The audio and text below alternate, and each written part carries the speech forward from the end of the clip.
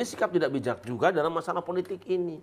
Sekarang orang sudah gelinding, sudah masuk di kelompok tertentu, masuk di nomor 1, masuk nomor 2, masuk nomor 3. Tiba-tiba kok PBNU, nuhun sewu, ini kan penglihatan saya sama dengan orang lain. Kalau salah ya disanggah saja secara faktanya aja. Dalam tanda petik ya, memaksa orang supaya dukung satu paslon. Ini sudah tidak sehat. Nah ini kebiasaan ini yang tidak baik. Bertemu apa sulitnya sih? Apa repotnya? Undang saja semua PWNU se-Indonesia, PCNU se-Indonesia. Kalau perlu internasional, bicara. Atau jika tidak bicara, bisa pakai Zoom hari ini. Live streaming bisa hari ini. Apa yang sulit? Kok tiba-tiba ujuk-ujuk jeger saja begitu? Loh. Bismillahirrahmanirrahim. Assalamualaikum warahmatullahi wabarakatuh. Alhamdulillah sahabat-sahabat Arajuan dimanapun kalian berada, kita kembali berjumpa. Saya berharap semoga sahabat-sahabat dalam keadaan sehat, dalam keadaan dilancarkan segala urusan oleh Allah Subhanahu wa Ta'ala. Baik sahabat-sahabatku, permohonan maaf ya karena baru sempat membuat video lagi, membuat konten lagi.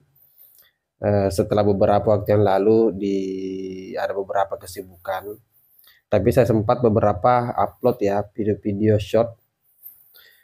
Nah di video kali ini, di konten kali ini ada hal yang menarik untuk saya angkat mungkin ya. Saya bahas dan lebih kepada mereaksi saja pernyataan dari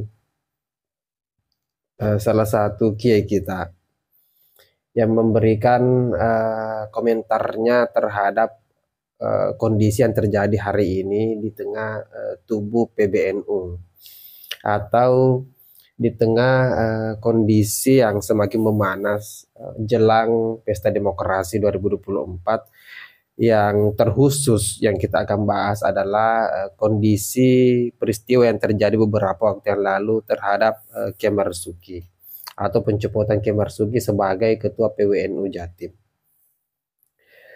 Nah tentu kondisi itu melahirkan beberapa pandangan dari setiap tokoh di dalam tubuh Nahdlatul Ulama. Nah yang ingin saya angkat di sini adalah pandangan seorang kiai yang kita sudah saksikan bersama-sama. Di awal video saya sudah tampilkan bagaimana ketegasan beliau menyampaikan bahwa ada sesuatu yang kalau bahasa kasarnya blunder yang dilakukan. Padahal beberapa waktu yang lalu beredar video soal klarifikasi Sekjen PBNU yang menyampaikan bahwa pencopotan Kiai Marzuki sebagai Ketua PWNU Jatim tidak ada kaitannya pada urusan keberpihakan Kiai Marzuki terhadap salah satu pasangan calon. Nah tapi kondisi yang terjadi, justru yang kita lihat, justru yang kita dengarkan juga ya, pernyataan di awal video juga, cuplikan video yang saya sudah tampilkan kepada sahabat-sahabat, itu mengkonfirmasi bahwa ini sudah menjadi mungkin ya rahasia umum di dalam tubuh keluarga besar Nahdien, bahwa ada kecenderungan PBNU hari ini itu arah dukungannya atau keberpihakannya itu ke salah satu paslon ya, yang tidak sama dengan Kiai Marzuki tentunya, dan terkesan memaksakan semua pihak, semua kalangan, bahkan di kepengurusan ya yang berada di struktural PBNU untuk memihak di calon itu. Saya tidak usah sebutkan calonnya siapa, tentu sahabat-sahabat yang notabene adalah warga Nahdien ngerti soal itu. Nah inilah yang kemudian memunculkan perdebatan di mana-mana, membuat PBNU hari ini menjadi kalau saya bilang tidak bermartabat, tidak juga.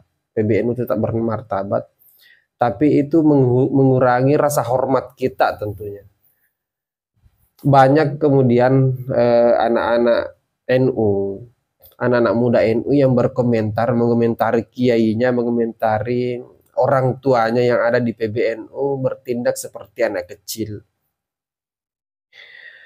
yang tidak melakukan tabayun, tidak melakukan tindakan-tindakan yang secara apa ya, secara kebiasaan NU lah tentunya untuk menyelesaikan persoalan, lebih kepada memainkan jabatan itu.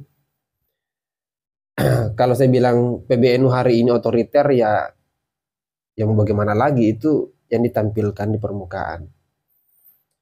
Pemecatan Kiai Marzuki sebagai ketua PWNU itu menjadi luka tersendiri untuk sahabat-sahabat kita, warga-warga Nahdliyin yang terkhusus yang ada di Jawa Timur ya, yang cinta dan hormat kepada Kiai Marzuki tentu merasa tersakiti, dan tentu ini harus menjadi keprihatinan juga di tengah kondisi warga umat hari ini yang kebingungan dari kontestasi politik yang semakin memanas. Tiba-tiba kondisi itu terjadi, pemecatan itu terjadi, dan itu lebih melukai sahabat-sahabat kita di Jawa Timur, terkhusus Kiai Marzuki. Beberapa waktu yang lalu saya sudah mengangkat bagaimana komentar-komentar beberapa tokoh yang berpihak kepada Kiai Marzuki memberikan tanggapannya bahwa pemecatan itu tidak lain dan tidak bukan adalah sesuatu yang tidak wajar dalam perjalanan panjang, sejarah panjang Nahdlatul Ulama. Saya pun selama berkecimpung yang berada di dalam keluarga besar Nahdlatul Ulama, berada di salah satu badan otonom NU, belum pernah mendengar atau melihat beberapa rentetan sejarah yang lalu terjadi pemecatan, baik itu ketua PW atau ketua PC. Nah, baru kali ini saya merasakan hal itu. Bahkan di dalam tubuh di dalam tubuh Banom NU itu sendiri, saya berada di Ansor, saya berada di PMII, belum ada kejadian-kejadian seperti itu yang saya alami. Kalau persoalan apa ya, aturan-aturan kelembagaan yang kemudian dianggap keliru, kemudian itu terjadi sebuah kesalahan dan tidak bisa dibenarkan lagi, tidak bisa diperbaiki lagi, maka pasti akan turun surat teguran. Minimal itu, sepengetahuan saya dalam berlembaga. Kita sudah terbiasa dengan hal-hal seperti itu. Misalnya turun surat teguran pertama, surat teguran kedua, kemudian di caretaker, kemudian apalah, itu instrumen yang kemudian dilakukan. Itu beberapa fase.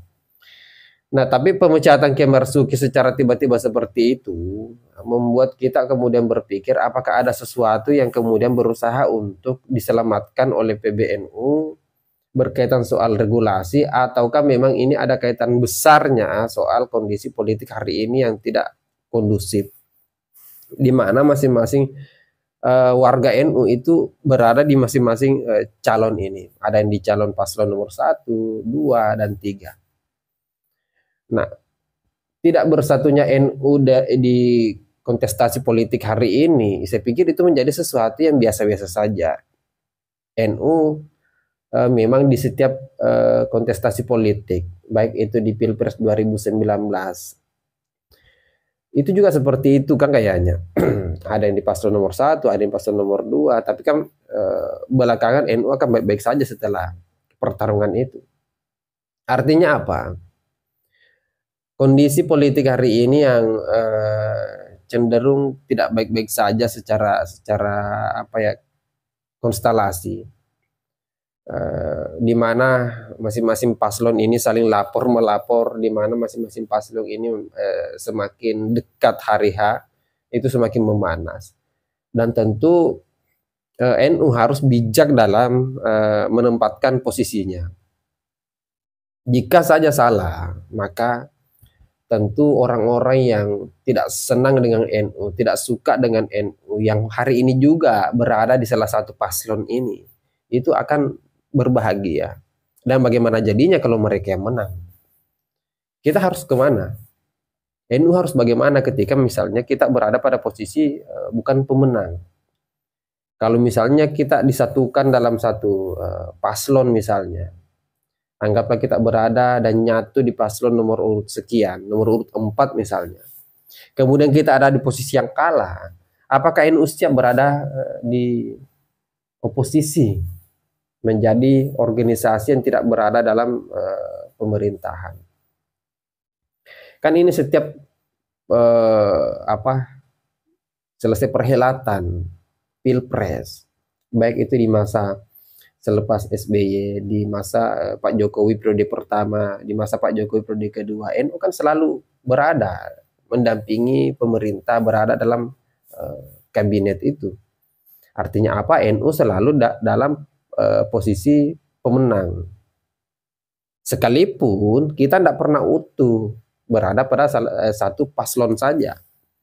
Itu saya pikir NU hari ini, ini penilaian saya secara pribadi sebagai warga NU ya, sebagai anak muda NU yang melihat kondisi ini agak sedikit prihatin ya, melihat orang tua kita agak susah akurnya menyikapi persoalan politik.